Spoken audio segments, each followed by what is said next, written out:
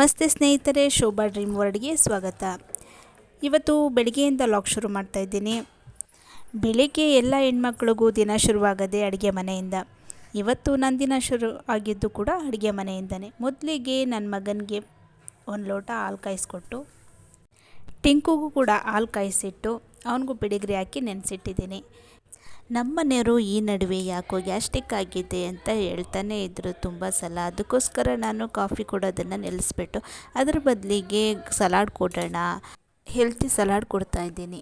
ಈ ಸಲಾಡ್ಗೆ ನಾನು ಮೊಳಕೆ ಕಟ್ಟಿದ ಹೆಸರು ಕಾಳು, ಕ್ಯಾರೆಟು, ಸೌತೆಕಾಯಿ, ಪೆಪ್ಪರು, ಸಾಲ್ಟು ಹಾಕಿ ಕೊಡ್ತೀನಿ.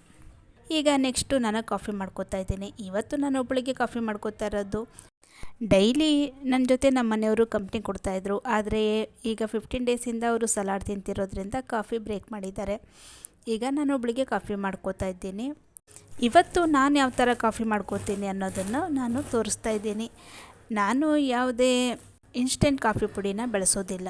ನಾನು ಬಳಸೋದು ಕಾಫಿ ಬೀಜದಿಂದ ಮಾಡಿರ್ತಾರಲ್ಲ ಕಾಫಿ ಪೌಡರ್, ಅಂಥ ಪೌಡರ್ಗಳನ್ನೇ ಹಾಲಲ್ಲಿ ಬೇಯಿಸಿ ಮಾಡೋ ಅಂಥ ಪೌಡರ್ಗಳನ್ನೇ ನಾನು ಬಳಸೋದು. ಮೊದಲಿಗೆ ಹಾಲು ಕಾಯಕ್ಕೆ ಇಟ್ಕೊಂಡಿದ್ದೀನಿ. ನನಗೆ ಎಷ್ಟು ಶುಗರ್ ಬೇಕೋ ನಾನು ಅಷ್ಟು ಹಾಕ್ಕೊಂಡಿದ್ದೀನಿ. ನೆಕ್ಸ್ಟು ಹಾಲು ಕುದಿಯೋಕ್ಕೆ ಶುರುವಾದಮೇಲೆ ನಾನು ಕಾಫಿ ಪುಡಿ ಹಾಕ್ಕೋತಾ ಇದ್ದೀನಿ. ನಾನು ಬಳಸೋದು ಮಾಡ್ರನ್ ಕಾಫಿ ಪುಡಿ ಅಂತ. ಅದನ್ನು ಹಾಕ್ಕೊಂಡು ಚೆನ್ನಾಗಿ ಕುದಿಯೋಕ್ಕೆ ಬರಬೇಕು. ಕಾಫಿ ಪುಡಿ ಹಾಕ್ಕೊಂಡು ಚೆನ್ನಾಗಿ ಕುದಿಸ್ಕೋಬೇಕು. ಸ್ಟ್ರಾಂಗ್ ಬೇಕಂದರೆ ಚೆನ್ನಾಗಿ ಕುದಿಸ್ಕೋಬೇಕು, ಇಲ್ಲ ಸ್ವಲ್ಪ ಮೀಡಿಯಮಾಗಿ ಬೇಕು ಅಂದರೆ ಸ್ವಲ್ಪ ಕುದಿದ್ರೂ ಸಾಕಾಗುತ್ತೆ. ನಾನು ಸ್ವಲ್ಪ ಸ್ಟ್ರಾಂಗಾಗಿ ಕುಡಿಯೋದ್ರಿಂದ ಸ್ವಲ್ಪ ನಾನು ಜಾಸ್ತಿ ಕುದಿಸ್ಕೋತೀನಿ. ಈಗ ಕಾಫಿ ಪುಡಿ ಚೆನ್ನಾಗಿ ಕುದಿದ ಆದಮೇಲೆ ಈಗ ಕಾಫಿನ ಸರ್ವ್ ಮಾಡ್ಕೋತಾ ಇದ್ದೀನಿ. ಮನೆಯೆಲ್ಲ ಕ್ಲೀನ್ ಮಾಡಿದ್ದಾಗಿದೆ. ನನ್ನ ಮಗನಿಗೊಂದು ಕೆಲಸ ಕೊಟ್ಟಿದ್ದೆ. ಇವತ್ತು ಸರಸ್ವತಿ ಪೂಜೆ ಇದೆ ಅಂತ ಸ್ಕೂಲಿಗೆ ರಜಾ ಹಾಕ್ಕೊಂಡಿದ್ದಾನೆ. ಬರೀ 1 ಅವರು ಕ್ಲಾಸು. ಅದಕ್ಕೋಸ್ಕರ ನಮಗೂ ಪಿಕಪ್ ಮಾಡೋಕ್ಕೆ ತುಂಬ ಕಷ್ಟ ಆಗುತ್ತೆ ಅಂದ್ಬಿಟ್ಟು ನಾವು ಕಳಿಸಿಲ್ಲ. ಅದಕ್ಕೋಸ್ಕರ ಉಪ್ಪಿಟ್ಟು ಮಾಡೋಣ ಅಂತ ನನ್ನ ಮಗನಿಗೆ ತರಕಾರಿ ಕಟ್ ಮಾಡು ಅಂತ ಕೊಟ್ಟಿದ್ದೀನಿ. ನನ್ನ ಮಗ ಯಾವ ಥರ ಕಟ್ ಮಾಡಿದ್ದಾನೆ, ಕ್ಯಾರೆಟು ಆ ಥರ ಅಲ್ಲ. 1 ನಿಮಿಷ ಹೇಳ್ಕೊಡ್ತೀನಿ. ಹೇಳು. ಕಣ್ಣಲ್ಲಿ ನೀರು ಬರಲ್ಲ ಅಂದೆ. ಏನಕ್ಕೆ? ಅದಕ್ಕೆ ನೆನೆಸ್ಕೊಂಡ?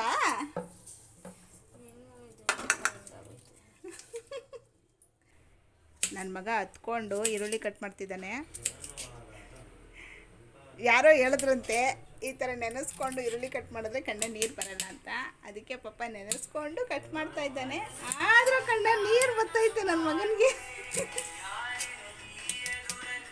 ನನ್ನ ಮಗ ತರಕಾರಿಗಳನ್ನೆಲ್ಲ ಕಟ್ ಮಾಡಿ ಇಟ್ಟಿದ್ದ. ನಾನು ಬಂದು ಉಪ್ಪಿಟ್ಟು ಮಾಡೋಣ ಅಂತ ತರಕಾರಿಗಳನ್ನೆಲ್ಲ ಹುರ್ಕೋತಾ ಇದ್ದೀನಿ. ನಮ್ಮ ಮನೇಲಿ ಉಪ್ಪಿಟ್ಟನ್ನ ನಮ್ಮ ಯಜಮಾನರು ಇಷ್ಟಪಟ್ಟು ತಿಂತಾರೆ, ಆದರೆ ನನ್ನ ಮಕ್ಕಳು ತಿನ್ನೋದಿಲ್ಲ. ಅದಕ್ಕೋಸ್ಕರ ಅವರು ಸಾಟರ್ಡೆ ಹೇಗಿದ್ದರೂ ಬಾಕ್ಸ್ ತೊಗೊಂಡೋಗೋದಿಲ್ಲ. ಸಾಟರ್ಡೆ ನಮಗೋಸ್ಕರ ಅಂತ ನಾನು ಉಪ್ಪಿಟ್ಟು ಮಾಡ್ಕೋತೀನಿ. ವೀಕ್ಲಿ 1 ಟ್ರಿಪ್ ಆದರೂ ಉಪ್ಪಿಟ್ಟು ತಿನ್ನಬೇಕು ಅಂತ ಅನಿಸುತ್ತೆ. ಅದಕ್ಕೋಸ್ಕರ ನಾನು ನಮ್ಮ ಮನೆಯವರು ಈ ಥರ ಉಪ್ಪಿಟ್ಟು ಮಾಡ್ಕೋತೀನಿ. ಆದರೆ ನನ್ನ ಮಕ್ಕಳು ತಿನ್ನೋದಿಲ್ಲ ಅಂತಾರೆ. ಆದರೆ ಸ್ವಲ್ಪ ಟೇಸ್ಟ್ ತೋರಿಸಿದ್ಮೇಲೆ ಅವನಮ್ಮ ಚೆನ್ನಾಗಿದೆ, ಇನ್ನೊಂದು ಸ್ವಲ್ಪ ತಿಂತೀವಿ ಅಂತ ತಿಂತಾರೆ. ಆದರೆ ಮೊದಲಿಗೆ ಮಾತ್ರ ಮಾಡಬೇಕಾದ್ರೆ ಅಮ್ಮ ಉಪ್ಪಿಟ್ಟ ಅಂತ ಇರ್ತಾರೆ. ಈಗ ನೋಡಿ ಉಪ್ಪಿಟ್ಟು ಎಷ್ಟು ಚೆನ್ನಾಗಿ ಬಂದಿದೆ. ಇದು ನಮ್ಮ ಮನೆಯವ್ರಿಗೆ ಹಾಕ್ಕೊಟ್ಟಿದ್ದೆ. ನನ್ನ ಮಗ ಅದ್ರ ಜೊತೆಗೆ ಖಾರ ಬೂಂದಿ ಹಾಕ್ಕೊಂಡಿದ್ದಾನೆ. ಅವನು ಈ ಥರ ಡೆಕೋರೇಟ್ ಮಾಡ್ಕೊಂಡಿದ್ದಾನೆ. ಇವತ್ತು ಮಧ್ಯಾಹ್ನ ಅಕ್ಕ ಮನೆಗೆ ಬಂದಿದ್ಲು. ನಾಳೆ ಫಂಕ್ಷನ್ಗೆ ಹೋಗಬೇಕು, ಒಂದು ಸ್ಯಾರಿ ಐರನ್ ಮಾಡಿಕೊಡು ಅಂತ ಹೇಳ್ತಾಯಿದ್ಲು. ಅದಕ್ಕೋಸ್ಕರ ಅವಳ ಸ್ಯಾರಿನ ಐರನ್ ಮಾಡೋಣ ಅಂತ ಮಾಡ್ತಾಯಿದ್ದೀನಿ. ಈ ಥರ ಫಂಕ್ಷನ್ಗೆ ಹೋಗೋ ಹಿಂದಿನ ದಿನವೇ ಸ್ಯಾರಿನೆಲ್ಲ ಐರನ್ ಮಾಡಿ ಇಟ್ಕೊಂಡ್ರೆ ಫಂಕ್ಷನ್ ಹೋಗೋ ದಿನ ಹೆಚ್ಚಾಗಿ ಗಡಿಬಿಡಿ ಮಾಡ್ಕೊಳ್ಳೋ ಹಾಗಿರೋದಿಲ್ಲ. ಎಲ್ಲ ಹಿಂದಿನ ದಿನವೇ ರೆಡಿಯಾಗಿರೋದ್ರಿಂದ ನಾವು ಬೇಗನೆ ರೆಡಿ ಆಗ್ಬೋದು. ಮನೆಗಳಲ್ಲಿ ಆಲ್ಮೋಸ್ಟ್ ಅಲ್ಲೆಲ್ಲ ಯಜಮಾನರುಗಳು ಬೇಗ ರೆಡಿ ಆಗಲ್ಲ ಅಂತ ಬೈತಾ ಇರ್ತಾರೆ. ಅದಕ್ಕೋಸ್ಕರ ಈ ಥರ ಮಾಡೋದ್ರಿಂದ ಸ್ವಲ್ಪ ಬೇಗ ರೆಡಿ ಆಗ್ಬೋದು. ನಾನು ಇದೇ ಥರನೇ ಯಾವ್ದಾದ್ರು ಫಂಕ್ಷನ್ ಇತ್ತು ಅಂದರೆ ಹಿಂದಿನ ದಿನವೇ ಎಲ್ಲ ಐರನ್ ಮಾಡಿ ಇಟ್ಕೊಂಡಿರ್ತೀನಿ. ನನಗೇನು ಇದು ಐರನ್ ಅಷ್ಟಾಗೇನು ಬರೋದಿಲ್ಲ. ನಾನು ಯೂಟ್ಯೂಬ್ ನೋಡಿನೇ ಕಲ್ತ್ಕೊಂಡಿರೋದು. ನಾನು ಐರನ್ ಮಾಡಿರೋದು ಇಷ್ಟ ಆಗಿದ್ದರೆ ಒಂದು ಲೈಕ್ ಮಾಡಿ. ಹಾಗೆ ಇವತ್ತಿನ ಲಾಗ್ನ ಈ ಥರ ಎಂಡ್ ಮಾಡ್ತಾಯಿದ್ದೀನಿ. ಮೊದಲ ಬಾರಿ ನಮ್ಮ ಚಾನಲ್ ನೋಡ್ತಾ ಇದ್ದರೆ ಪ್ಲೀಸ್ ಸಬ್ಸ್ಕ್ರೈಬ್ ಮಾಡಿ, ಬೆಲ್ ಐಕಾನ್ ಟಚ್ ಮಾಡಿ. ಥ್ಯಾಂಕ್ ಯು ಸ್ನೇಹಿತರೆ.